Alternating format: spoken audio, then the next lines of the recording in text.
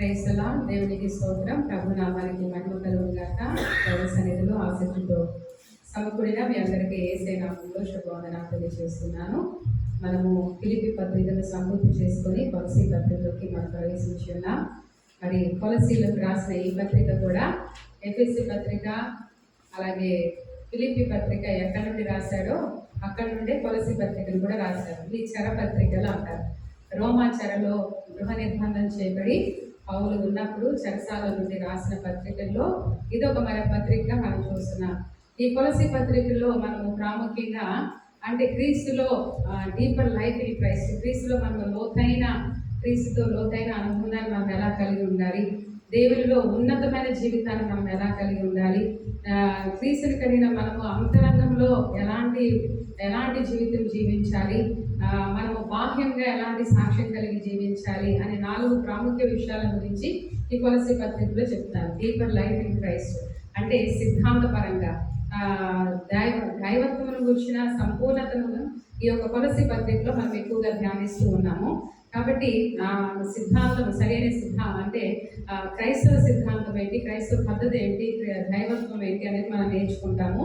అలాగే ఉన్నతమైన జీవితం, క్రీస్తులో మనం ఉన్నతమైన జీవితం ఎలా కలిగి ఉండాలి, క్రైస్తవ జీవితంలో మన ఉన్నత స్థితికి ఎలా ఎదగాలి, ఇన్నర్ లైఫ్ ఇన్ క్రైస్ట్ అంటే అంతరంగంలో క్రీస్తుని మనం ఎలా కలిగి జీవించాలి, Christ in our outer life అంటే మన బాహ్య జీవితంలో క్రీస్తుని మనం ఎలా ప్రదర్శించాలి, ఈ విషయాల గురించి పౌలు రాస్తూ ఉన్నాడు.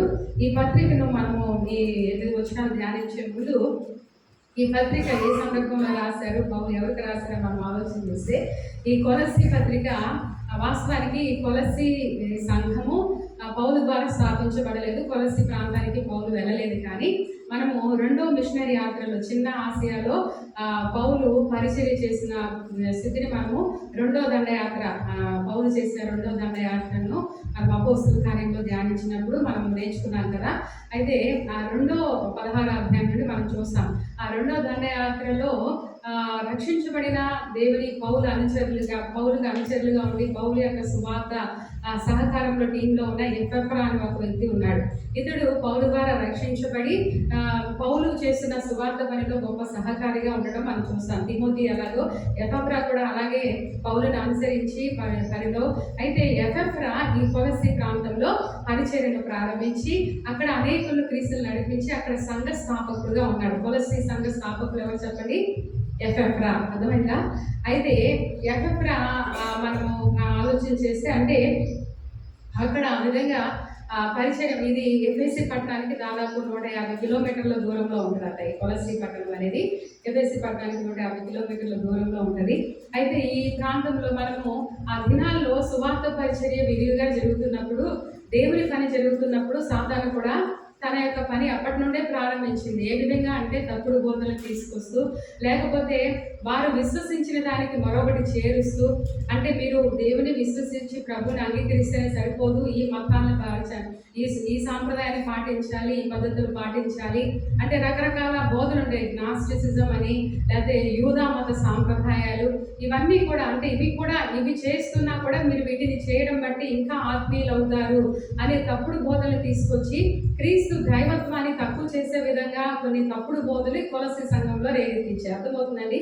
క్రీస్తు దైవత్వాన్ని తక్కువ చేసే విధంగా కొన్ని తప్పుడు బోధలు అనేవి ఈ సంఘంలో బోధించబడుతున్నప్పుడు ఈ పరిస్థితులన్నీ కూడా పౌలుకు వచ్చి ఎవరు చెప్పారు?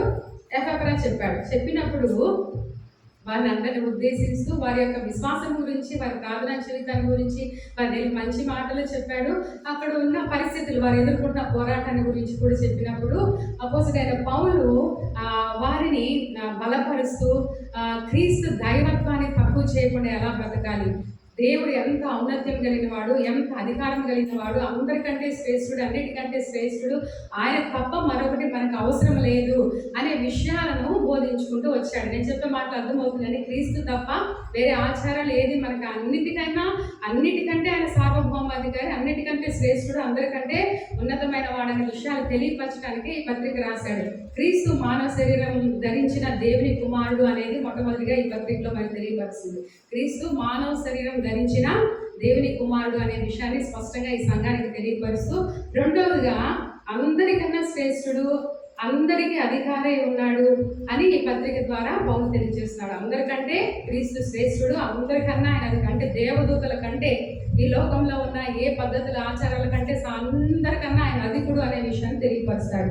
క్రీస్తు యొక్క అత్యున్నతమైన స్థానాన్ని చూపించడమే ఈ పత్రికలో మెయిన్. క్రీస్తు యొక్క అత్యున్నత స్థానం ఏంటి అనేది ప్రజలకు, విశ్వాసులకు, ఆ సంఘానికి క్రీస్తు యొక్క అత్యున్నత స్థానం మన జీవితాలు ఎలా ఉండాలి, సంఘంలో ఎలా ఉండాలి, దానికి మించిన స్థానం మరొకటి లేదు అని తెలియపరచడానికి పౌలు ఈ పత్రికను కొలస్సీ సంఘానికి రాస్తాడు. ముఖ్య అంశం మనం ఏం చూస్తామంటే సంఘంలో క్రీస్తు శిరస్సు అయి ఉన్నాడనే విషయం చూస్తాం. ఎఫెసీ పత్రికలో మనం ఎక్కువ ఏం చూస్తామంటే సంఘమే క్రీస్తుకు శరీరం అని చూస్తాం. ఎఫెసీ పత్రికలో మనం ఎక్కువ ఏం చూసాం చెప్పండి? సంఘమే క్రీస్తుకు శరీరం అనే విషయాన్ని మనం నేర్చుకున్నాం. సంఘము, క్రీస్తు శరీరంగా ఉన్న సంఘము ఎలాగా పనిచేయాలి, ఎలాగా ఉండాలనేది ఎఫెసీ పత్రిక మనం ధ్యానం చేసినప్పుడు మనం నేర్చుకున్నాం. కానీ ఈ కొలస్సీ పత్రికలో ఏమని ఉంటుందంటే సంఘమునకు శిరస్సు క్రీస్తే అనే విషయాన్ని దాని మీద ఎక్కువ ఫోకస్ చేస్తారు. సంఘమునకు శిరస్సు క్రీస్తే అనే దాని మీద ఫోకస్ చేస్తాడు. ఎఫెసీ పత్రికలో ఏముంటుంది? సంఘము అనే శరీరం అయినది అనే దాని మీద ఎక్కువగా ఫోకస్. రెండు పత్రికలు ఒక చోట నుండే రాశాడు.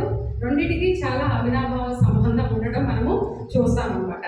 కాబట్టి క్రీస్తు దైవత్వాన్ని తక్కువ చేసే విధంగా కొలస్సీ సంఘంలో ఉన్న దుర్బోధలకు సమాధానంగానే ఈ పత్రికను పౌలు రాసినట్లుగా మనం చూస్తున్నాం అనమాట. ఈ పత్రికలో ప్రాముఖ్యమైన 2 వచనాలు ఏంటంటే 2వ అధ్యాయం 9వ వచనంలో చూస్తే ఏలయనగా దైవత్వం యొక్క సర్వ సంపూర్ణత శరీరముగా క్రీస్తునందు నివసించుచున్నది అనే మాట మనము మూల వచనంగా చూస్తాం. 2వ అధ్యాయము 9వ వచనం. అలాగే 3వ అధ్యాయం 1-2 వచనాల్లో కూడా మీరు క్రీస్తుతో కూడా లేపబడిన వారైతే పైనున్న వాటినే వెతుకుడి, అక్కడ క్రీస్తు దేవుని కుడిపార్శ్వమున కూర్చొని ఉన్నాడు, పైనున్న వాటి మీదనే కానీ భూ సంబంధమైన వాటి మీద మనసు పెట్టద్దు అనే విషయాన్ని చెప్తున్నాడు.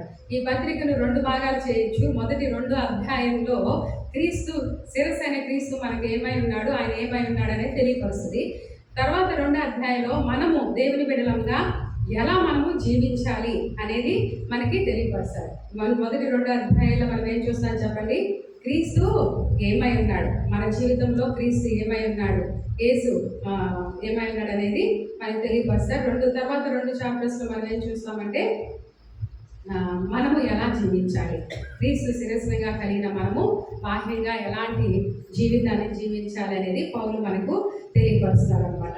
కాబట్టి ఈ విషయాలన్నీ కూడా మనం దృష్టిలో పెట్టుకుంటే మనము ఈజీగా వాటిని అర్థం చేసుకోగలుగుతాము. అందుకే ఈ మాటలు చెప్తున్నా. తర్వాత మనం చూస్తే చూడండి, మనం ఈరోజు ఇది మనం చదువుకున్న లేఖన భాగంలో మనం చూస్తే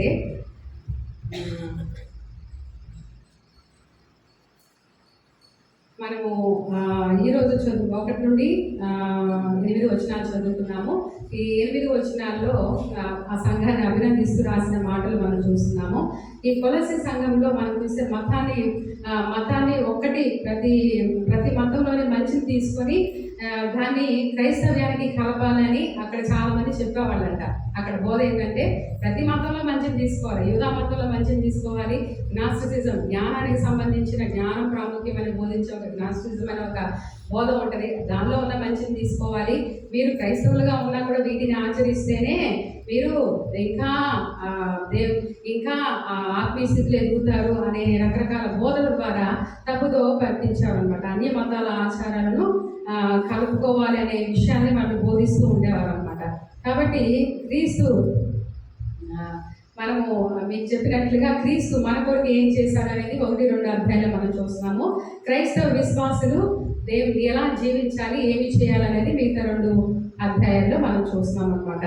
కొన్ని ఆచారాలు పాటిస్తే ఎక్కువ భక్తి వస్తుంది అనేది వాళ్ళు బోధ చేస్తూ ఉండేవారు అనమాట. కానీ అది వాస్తవం కాదు, అది ఆధ్యాత్మిక జ్ఞానాన్ని నడిపిస్తుందని పౌలు వాళ్ళు సరి చేసినట్లుగా మనం చూస్తూ ఉన్నాం.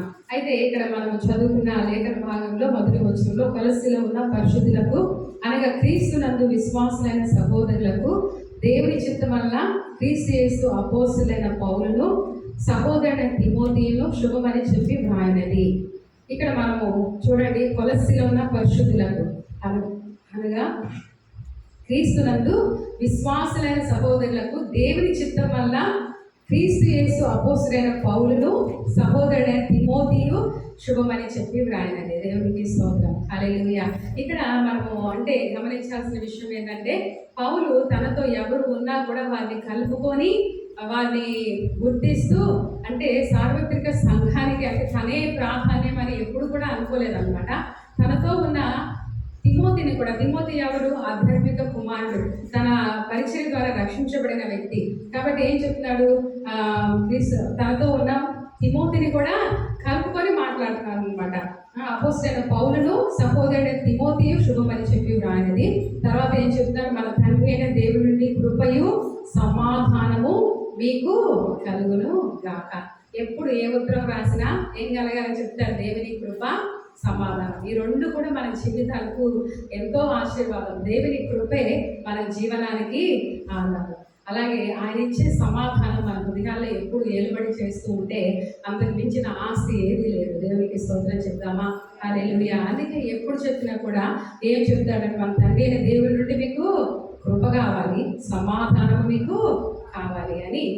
ప్రతి ఒక్కరికి కూడా దేవుని కృప, సమాధానం కావాలని మనస్ఫూర్తిగా కోరుకునే వ్యక్తి పౌలు తన చూడటానికి తన దగ్గరికి వచ్చిన వారిని కూడా కలుపుకొని, అంటే తనలో ఉన్న తగ్గింపు, దీనత్వాన్ని మనం అక్కడ చూస్తున్నాం. తర్వాత చెప్తున్నాడు 3వ వచనంలో, పరలోకమందు మీ కొరకు ఉంచబడిన నిరీక్షణను బట్టి.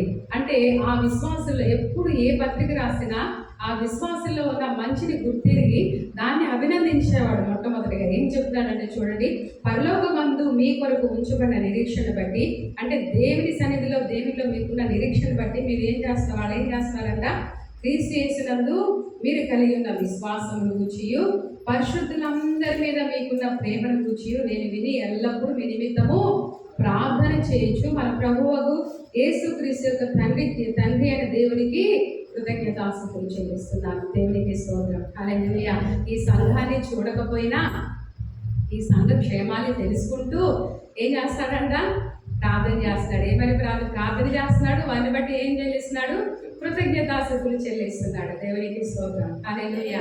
వారిలో ఉన్న విశ్వాసాన్ని బట్టి, వారిలో ఉన్న నిరీక్షణ బట్టి, వారి కలిగి ఉన్న ప్రేమను బట్టి, వారిని బట్టి దేవునికి కృతజ్ఞతాస్తుతులు చెల్లిస్తున్నాడంట. ప్రభు అయిన యేసుక్రీస్తు యొక్క తండ్రి అయిన దేవునికి. దానికి ముందే చెప్తున్నా, నేను ఎల్లప్పుడూ విని మీ నిమిత్తం అంటే ఎప్పుడు కూడా వారి కూర్చున్న క్షేమ సమాచారము ఎక్కడ ద్వారా వింటూనే ఉన్నాడు. కాబట్టి నేను విన్నప్పుడల్లా మీ కొరకు ప్రార్థన చేస్తున్నాను. మిమ్మల్ని బట్టి, మీకున్న విశ్వాసమును బట్టి, మీకున్న ప్రేమను బట్టి, మీకున్న నిరీక్షణ బట్టి, మిమ్మల్ని బట్టి దేవునికి ఎప్పుడు కూడా కృతజ్ఞతాస్తుతులు చెల్లిస్తున్నాను. కాబట్టి పౌలు ఎంత ప్రార్థనాపరుడో, ఎంత దీనత్వం కలిగిన వాడో, ఎంత ఆత్మల భారం కలిగిన వాడో, ఎంతగా దేవుని రాజ్య స్థాపన విషయంలో తన ఆశ కలిగిన వాడో మనం చూస్తూ ఉన్నాం అనమాట. దేవుని బిడ్డలుగా ఈ 3 మనకు ఎంతో అవసరం. ఏంటి చెప్పండి?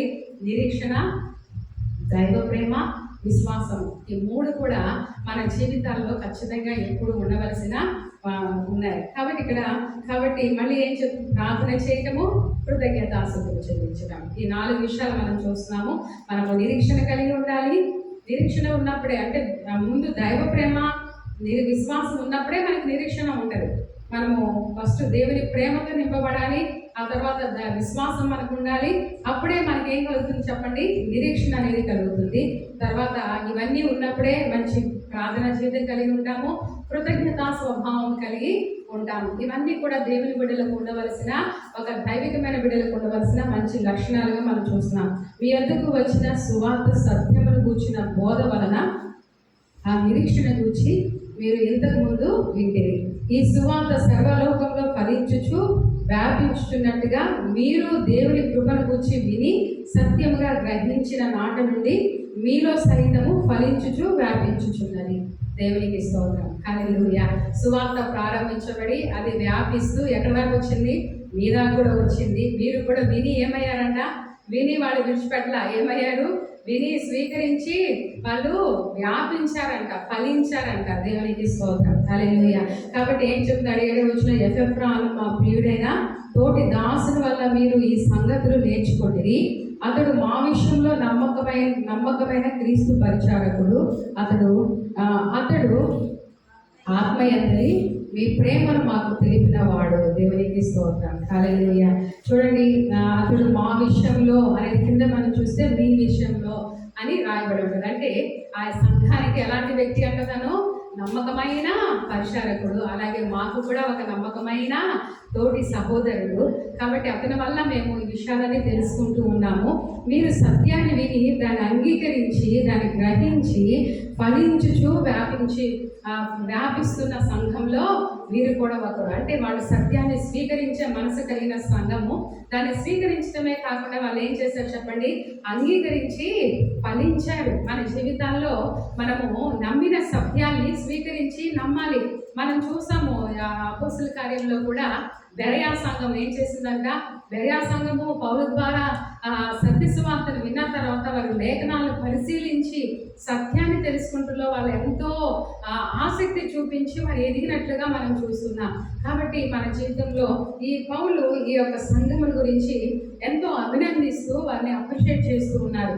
కాబట్టి మనం ఫస్ట్ వారికి ఒక విషయాన్ని బోధించాలంటే మొదటిగా వారిలో ఉన్న మంచినంతా చూసి మహోన్నతుడైన యేసయ్య గురించి చెప్తూ ఉన్నారు, వారి యొక్క విశ్వాసాన్ని కొనియాడుతూ ఉన్నాడు. ఆ తర్వాత ఏం చెప్తాడంటే, నేను దేవుని యొక్క సత్య సువార్తను దేవుడు ఎంత ప్రాముఖ్యమైన వాడు చెప్తాడు. ఆ తర్వాత ఆ క్రీస్తు కొరకు నేను ఎలా శ్రమలు అనుభవిస్తున్నానో చెప్తాడు. ఆ తర్వాత మనం ఎలా జీవించాలి అనేది చెప్తాడు అన్నమాట. కాబట్టి 8 వచనాలు మనం ఏం నేర్చుకుంటున్నామంటే, తోటి సహోదరుల పట్ల కూడా ఎంత కన్సర్న్. నేను చాలా సందర్భాల్లో మనం ఏదైనా విజయం సాధిస్తే మనకి సహాయం చేసిన వాళ్ళు ఉంటారు ఆ విజయాన్ని సాధించడానికి. వాళ్ళని మనం పక్కన పెట్టేస్తాం. చాలా ఎక్కువగా నేను బయట చూస్తూ ఉంటాను. చాలా సందర్భాల్లో ప్రతి ఒక్కరు విజయం వెనక ఎవరో ఒకరు ఖచ్చితంగా ఉంటారు, కానీ వారు గుర్తింపబడరు. ఒక్కోసారి మనము లోకస్తుల్లాగా కాదు, కానీ మనం ఏం చేయాలి చెప్పండి, దానికి ఆ సాధన విషయంలో సహకరించిన వారి పట్ల కూడా మనము కృతజ్ఞత భావం కలిగి వారిని కూడా ఘనపరచాలన్నమాట. కాబట్టి ఎవరైనా స్వార్థాన్ని చూస్తూ ఉంటారు, కానీ దేవుని బిడ్డలు అలాగా ఉండకూడదు అనేది పౌరుల నుండి మనం నేర్చుకోవచ్చు. అలాగే తను ఏం చెప్తున్నాడు, మనము నిరీక్షణ కలిగి ఉండాలి. విశ్వాసము, ప్రేమ, వారిలో ఉన్న నిరీక్షణను, విశ్వాసము, ప్రేమను అభినందిస్తున్నాడు, ప్రార్థిస్తున్నాడు, కృతజ్ఞతాస్తుతులు చెల్లిస్తున్నాడు. కాబట్టి అలాగే మనం నేర్చుకున్న సత్యాల విషయంలో మనం ఫలించి వ్యాపించడం అనేది కూడా చాలా ప్రాముఖ్యమని మనం నేర్చుకుంటాం. ఎఫెఫ్రా విషయంలో ఎలాంటి సాక్ష్యం మనం వింటున్నాం, నమ్మకమైన క్రీస్తు పరిచారకుడు.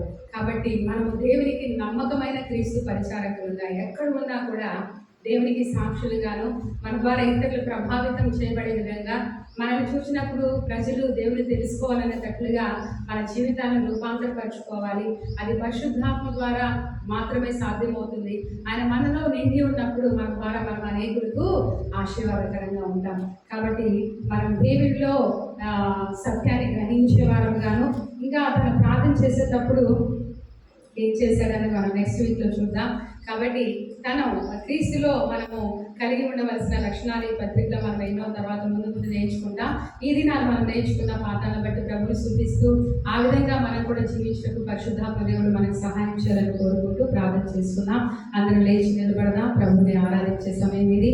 ప్రభుకు కృతజ్ఞతాస్తుతులు చెల్లించే సమయము. ఆత్మతో సత్యంతో ప్రభుని ఆరాధిద్దాం. అందరూ లేచి నిలబడదాం.